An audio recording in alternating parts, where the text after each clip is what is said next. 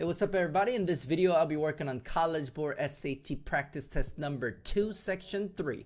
I don't know why, but they took this particular test down from their website, so I linked it down below and where you guys can get this PDF file. So, here we go. Number 1, 5x plus 6 is equal to 10. What is the value of 10x plus 3? So 5x plus 6 is equal to 10. Subtract 6 on both sides, and boom, I get 5x is equal to 4. And please do not solve for what x is, because we want 10x. So basically just multiply both sides by 2 and you will get 10x is equal to 8. So go ahead and put that 8 right there. So 8 plus 3, 11. Number 2, which of the following order of pairs x, y satisfies the systems of equations above? So let's go ahead and cancel the y first because it looks easy. We'll multiply the top by 2. So we get 2x plus 2y still 0. So go ahead and cancel the y's. 5x is equal to 10. By the way, I'm adding these two systems of equations. And go ahead and divide by 5 on both sides. And boom, x is equal to 2. Where do I see that? Not this guy. This guy's cool. Not this guy. Not this guy's B. Please do not solve for what y is. Enough is enough. Just move on. Number 3, a landscaping company estimates the price of a job in dollars using the expression 60 plus 12 NH. Cut. So this is price of a job in dollars, where the N is the number of landscapers, H is the total number of hours, and that's good. Which of the following is the best interpretation of the number 12 in the expression? First of all, I want you guys to understand this question is about price of a job. So if that 12 had to do with anything, I'm probably guessing it's something $12 related. AKA, this guy's cool, but this guy's not. This guy's cool, and this guy's not. So get rid of B and D to begin with. Now, between A and C, how do you make your pick? Well, look at what is next to the 12. We see this N, which is a number of landscapers, and we see this H, which is a total number of hours. So if that 12 had to do with anything, it probably would have to involve both the number of landscapers and the number of hours. So let's see what comes close to that. Look at A. The company charges $12 an hour for each landscaper. That looks really good because we got the H part, the hours, and we got the each landscaper, the N part. So that guy's good. But C, the price of every job increases by $12 every hour. Okay, fine. There's that every hour part, the H, but where is the N part? So that's why C is wrong and A is the best answer. Number 4, which of the following is equivalent to the expression shown above? So first of all, I want you guys to understand that if you look at choices B and D, they are to the power of 4. It is very, very highly unlikely that the SAT will ever make you foil something like that, especially on a freaking section 3. So I want you guys to first just go ahead and assume they won't be your answer. Now, if by any chance, by the smallest chance possible, that one of the two is actually the answer, then we'll just go back after we realize that either A or C is not the right answer. So we'll just check the A and C first. So let's assume that this had to be a perfect square of something. So if you guys look at it, first of all, look at this 9a to the 4th power. In order to have that, I'm going to need 3a squared and 3a squared in order to have this 9a to the 4th. So it already looks like it's maybe this guy, but let's just double check the last one. And if you guys look at this part over here, that's 4b to the 4th, which means it should probably be 2b squared and 2b squared in order to become 4b to the 4th power. Now, looking at the signs, it's plus and a plus, so I'm thinking maybe it should be plus plus. And if you guys foil this, indeed you will get this. So the answer is A. Number 5, if k is greater than 0 and x is equal to 7 in the equation above, cut. So let's put that 7 right there. What is the value of k? The very first thing is, let's go ahead and add 7 on both sides. Get that out of the way. So square root of 2k squared plus 17 is equal to 7. Let's square both sides, and boom, I get 2k squared plus 17 is equal to 49. Next, go ahead and subtract 17 on both sides. Boom, and that gives me 2k squared is equal to 32 divided by 2 on both sides, and that gives me k squared is equal to 16. And go ahead and square root both sides. So k is equal to, I swear, please everybody, do not forget plus or minus 4. In this case, all you needed was just this 4, choice C, but make sure when you guys take the square root yourself, do not forget the plus or minus. I swear the SAT will harass the shit out of you, so please keep in mind you have to worry about the plus or minus at all times.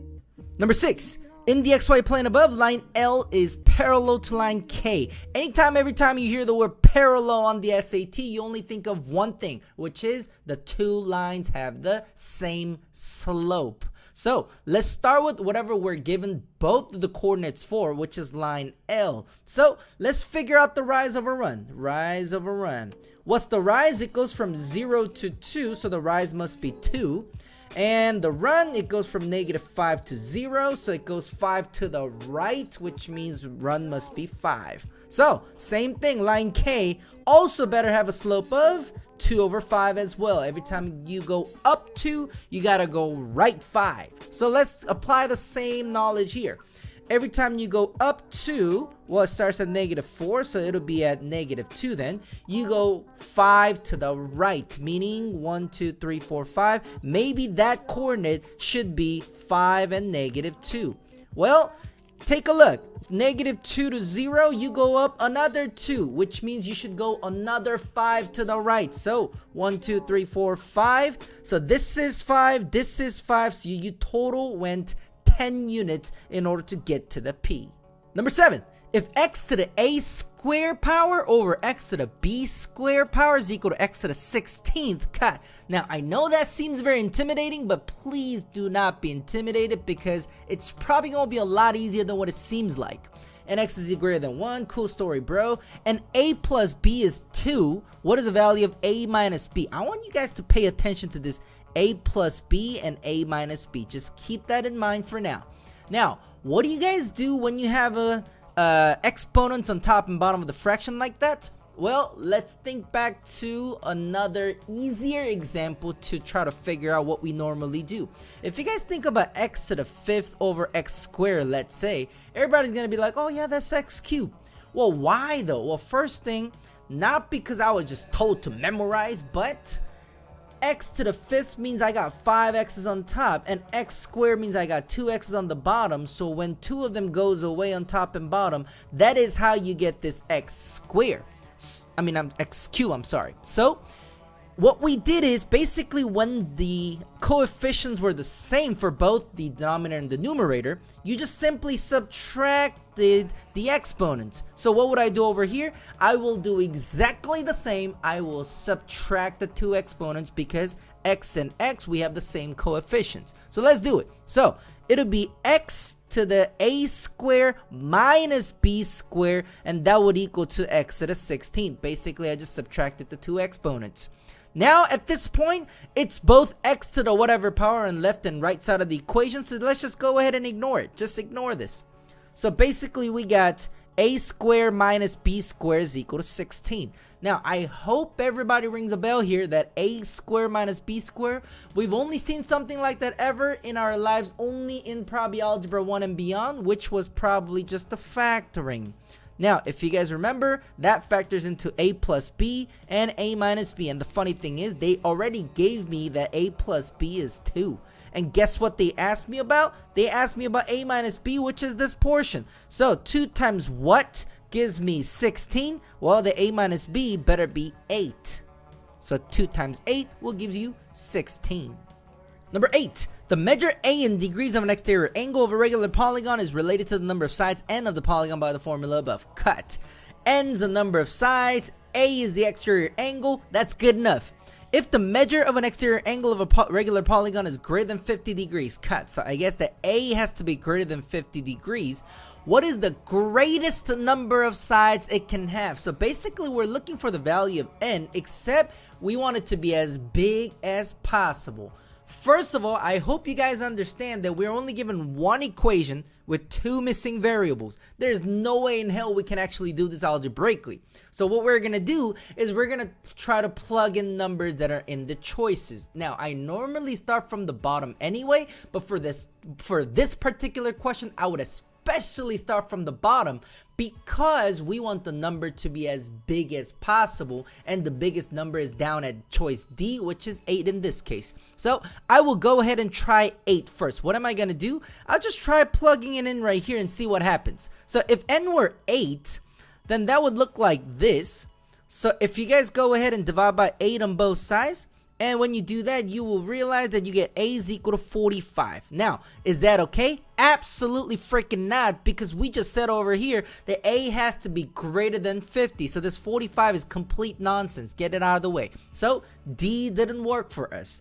We're going to try to repeat the same thing. So let's try one more time. So we'll try 7 for the n this time and see what happens. And if you guys do this, try to divide by 7 on both sides. And when you try to divide by 7, it probably won't divide nicely, but let's see what happens. Put that 5 there, and that'll be 10. So that's 1, 7, and 3, and whatever. 51 point whatever. Do I give a shit about the actual value? Absolutely not, because all I care is, does this actually meet the requirement of a has to be greater than 50? I mean, I just got 51 point something. Enough is enough. Circle C and move on. Number 9. The graph of a line in the xy plane has a slope of 2 and contains a point 1 and 8. Cut. Let's try to figure out the linear equation of that line first before we move on. So here we go. Y is equal to mx plus b. By the way, we'll say this line is a red line. And let's just plug in everything we know. We know the slope is 2, x is 1, and y is 8. Where did I get the 1 and 8? Right here, 1 and 8. I'm just plugging that into x and y plus b. So 8 is equal to 2 plus b.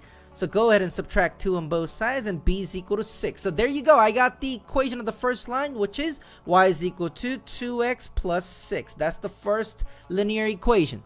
Now next, the graph of the second line, we'll call that a blue line.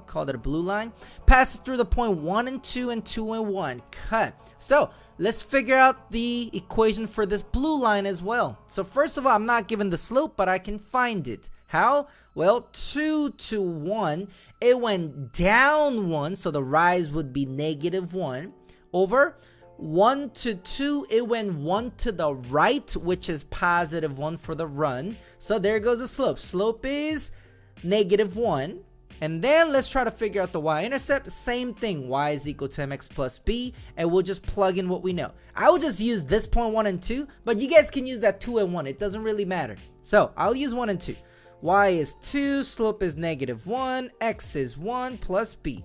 So 2 is equal to -1 plus b. So if you guys add 1 on both sides, boom, you get b is equal to 3. So I got the second linear equation, which is y is equal to -x plus 3. So that's what I have so far. Now, what is the question asking? If the two lines intersect at the point A and B, what is the value of A and B? So basically the xy values. Now, anytime, every time you guys hear the word intersect on the SAT, you only do one thing, which is grab your one equation, grab the other equation, and just set them equal, because intersection means whatever the point that they are intersecting at, that point better work for both of the equations, aka the xy values for both of the equations must be the same at that particular point of intersection. So what we're gonna do is simply we'll grab the red linear equation and the blue linear equation, and we'll just set them equal. So let me just work a little on the right side. So I'll just work in this area right here. So we'll set those two equal. 2x plus 6. Let me just color code it too. So the red line, 2x plus 6, is actually equal to the blue line, which is -x plus 3. So let's work things around. Add x on both sides and subtract 6 on both sides. So boom, boom. And I get 3x is equal to -3.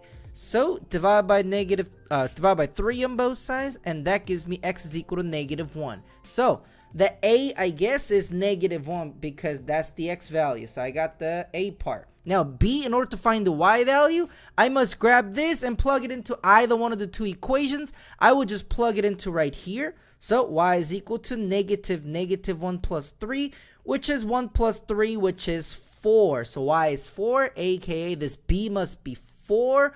So a plus b, -1 plus 4, the answer is 3. Number 10, which of the following equations has a graph in the xy plane for which y is always greater than or equal to -1? So for this particular question, there are two different approaches. Number one, you can either do it algebraically, or number two, you can try to think of it graphically. So I'll show you both of the ways. First of all, I'll start with the algebraic way. So number 10, basically I'm looking for something that's always greater than or equal to -1, meaning I'm gonna try to disapprove that by trying to make all those equations less than that -1. If I can make that happen, it's not my answer because it has to be greater than or equal to -1. So if it's any below that, it cannot be my answer. So let's start with D. If I just plug in 0 for the x, then I get y is equal to -2. Now clearly I shouldn't have that because it just said y is always greater than or equal to -1. So D is not your choice. If you try the same 0 on the x, well, you will get -2 squared, which is +4. So that guy's okay because that is greater than or equal to -1. So B, same thing, plug in 0. You get y is equal to -2. Same reason as D, doesn't work. Try A, plug in 0, and you get -2 just like D, out. So the only choice that works is C in this case. Now, that's how you do it algebraically. I want you to think about it also graphically too.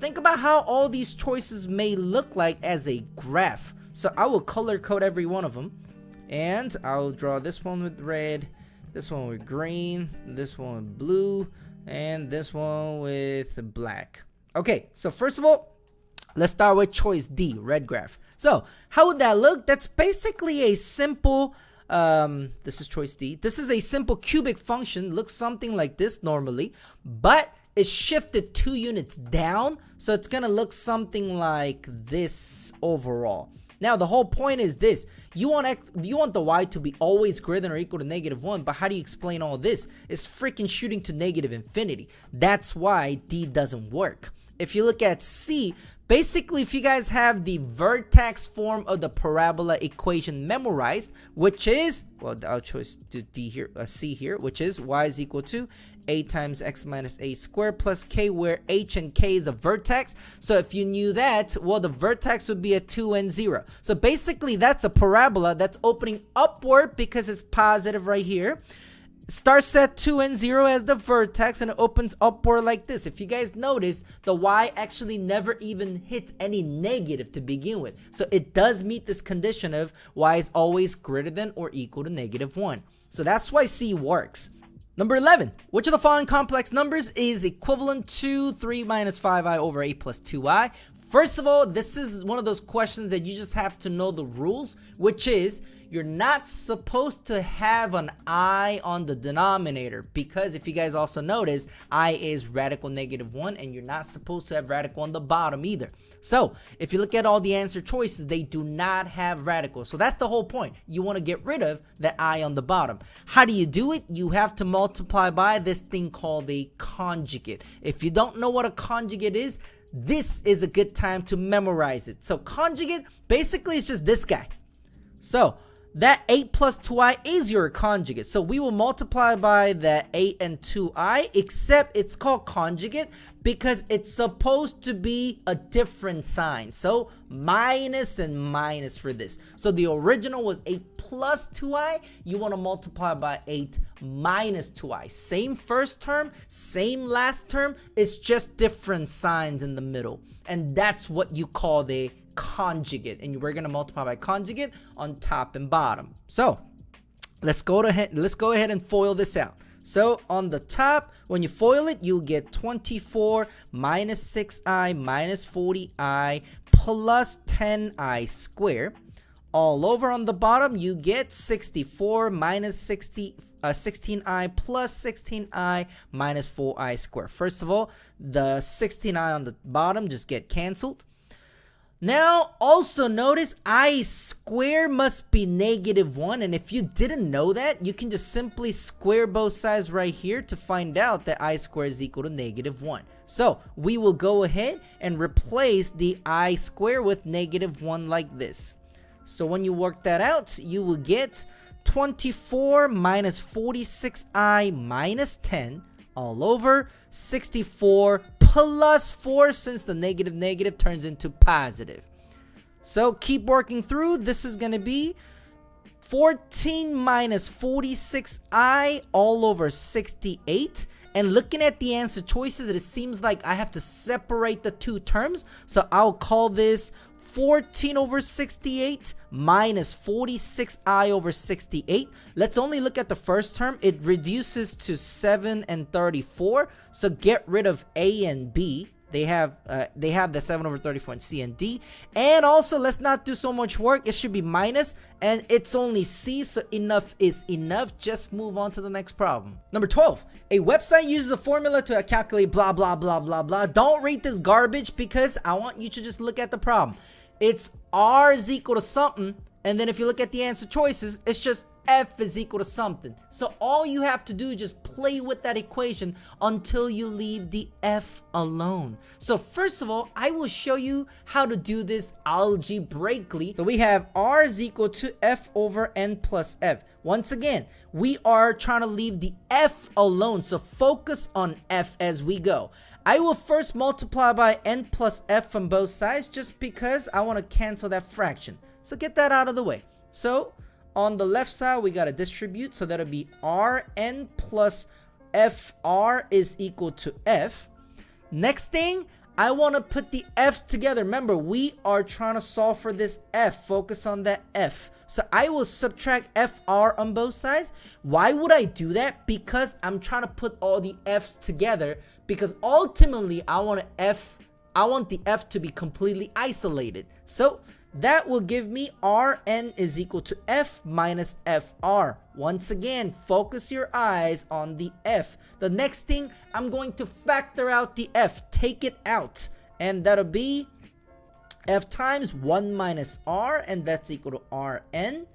And now we will finally go ahead and divide by 1 minus R on both sides. And boom, boom. That's how I leave the F alone. F is equal to Rn over 1 minus R, which matches B. Number 13. What is the sum of all values of M that satisfy the equation right here? First thing first, as you guys can see, you can take out the 2's. So let's just start with that first. Take out anything you can and simplify it to the best before you start working. So we get this, and I try to factor, and then I realize it doesn't work. So quadratic equation. So first of all, let's plug in all the ABCs. B is -8 plus or minus square root of -8. Thank God I reduced all the numbers, right? So A is 1, C is 4. I'm sorry, C is 4 all over 2 times 1. So I get 8 plus or minus square root of 64 minus 16 all over 2. That's 8 plus or minus square root of 48 over 2. And stop. Before you guys try to simplify that, read the question and see what it is asking. What is the sum of all values of M? You want the sum of all values of M. We already got the 2 different M values. How the hell is that 2 values? Well, one is 8 plus radical 48 over 2, and one is 8 minus radical 48 over 2. I told you not to simplify it because I'm gonna sum these two anyway. So go ahead and add these two, and you are going to realize this radical 48 cancels each other out anyway. So now 8 plus 8 will be 16 all over the common denominator 2. So the answer must be 8. Number 14, a radioactive substance decays at an annual rate of 13%. It's going down by 13%, so 87% remaining. So whatever the original value you start with, you have to multiply by 0.87, and then another 0.87, and then another 0.87, and on and on and on and on. It's got to look something like this. Well, check this out. This one, yep, it does. What is that? Goodbye. That, And this is complete nonsense. A, it is. You realize you didn't have to read any of these garbage. Number 15. The expression 5x minus 2 over x plus 3 is equivalent to which of the following? So first of all, this is the whole dividing those polynomials. Now, if you guys remember, good for you. If you don't, remember what I said about some previous questions. You can just simply plug in numbers if you don't know how to do it. First of all, let me show you the algebraic way of doing it. We are grabbing this 5x minus 2, and we are dividing by x plus 3. If you remember how to do this, first of all, the x going into 5x, we got to multiply by 5. So that'll be 5x plus 15, and you subtract that, I get negative 17 as the remainder. And if you remember what to do with the remainder, you add the remainder over what you divided by. So the answer is D. Number 16, the sales manager of a company awarded a total of $3,000 in bonuses to the most productive salespeople. Cool. All right, so $3,000 in total. The bonuses were awarded in amounts of $250 or $750. I'll definitely like the $750. If at least one $250 bonus and at least one $750 bonus were awarded, what is just one possible number of $250 bonuses awarded? What I'm going to do is this. So it's 3,000 total, and there's however many of 250 and however many of 750. Since we are asked to find out the possible number of the 250 one, I will say there were two of the $750 bonuses, because then that's a total of 1,500. So over here better be a total of 1,500. So what do? Just grab that 1,500 and divide by 250. Cancel one of the zeros. And I hope everybody knows how many quarters is in $1.50, which is 6. Number 17, in the equation above, A, B, and C are constants. Cool story, bro. If the equation is true for all values of x, what is the value of b? So I want the b, which is the guy next to x. So I'm mainly only going to focus on the x term. So here we go. Well, FOIL it all out. 6x squared plus 10x. And that'll be plus 9x plus 15, and that's equal to this. Once again, I only give a crap about something that carries a term x, which is this guy and this guy. 10x plus 9x, that's 19x, so I guess the b better be 19. Done. Number 18, in the figure above, AE is parallel to CD, so they're parallel. And AD intersects the segment C at B. I see that up there, so let me just get rid of this. What is the length of the line segment CE? If you see, they're basically two triangles, and you notice the 5 and 10. So what can you guess? This big one is probably double the small one. 5 to 10 times 2, right? So if this big one is 8, the small one might be 4, because it should be 1 to 2 ratio. What is the segment CE, which is this whole thing, which is 4 and the 8 together, which is 12. Number 19, in the XY plane above O is the center of the circle. Yeah, I see that. And the measure of AOB, that angle right there, is pi over A radians. So this guy is pi over A radians. What is the value of A? First of all, we should probably utilize the numbers we're given, which is the XY value.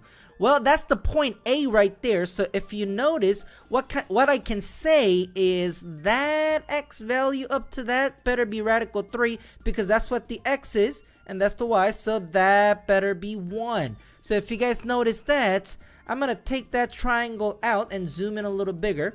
It looks something like this, and that's 1 and radical 3. And if you look to the front of the packet, this is one of the special triangles where your front of the packet will tell you that, it'll tell you that over here is the x and x radical 3 and 2x.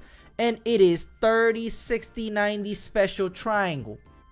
So if you notice, that angle we want over here, it corresponds to over here in the 30 degrees. So I got it. The angle is 30 degrees. But what did they say? They want it in radians. The front of the packet will tell you at the very bottom.